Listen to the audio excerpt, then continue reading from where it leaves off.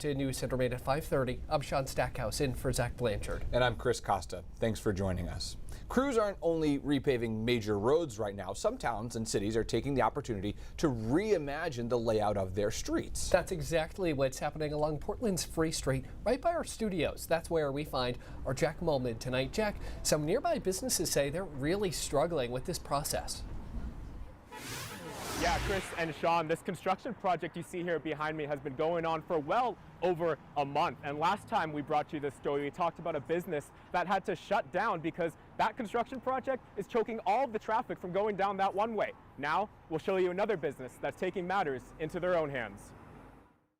By the end of the summer, that's my goal, that it'll feel really experiential. Preparing for a grand opening for a small business in June near the Old Port in Portland can be stressful. I don't know what they expect people to do. But imagine. I don't have faith that the city cares about small businesses at this point. Having to move because of a disruptive construction project blocking off car traffic.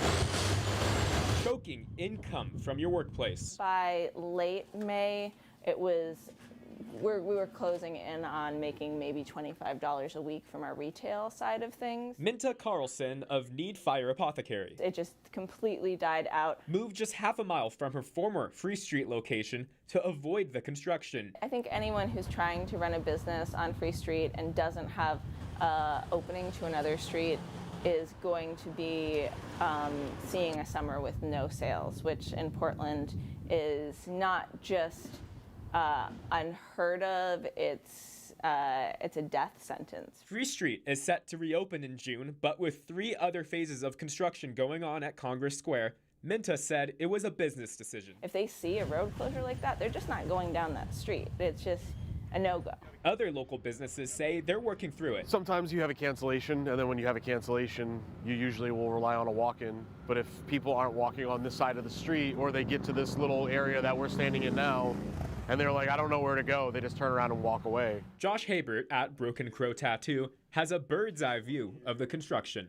Just this little walk area has affected us. It'll be nice when the corners open back up and people can kind of wander around.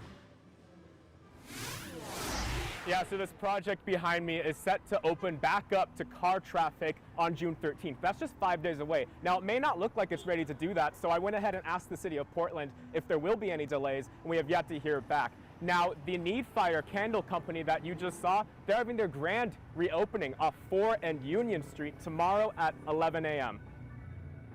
Jack, thank you. And if you're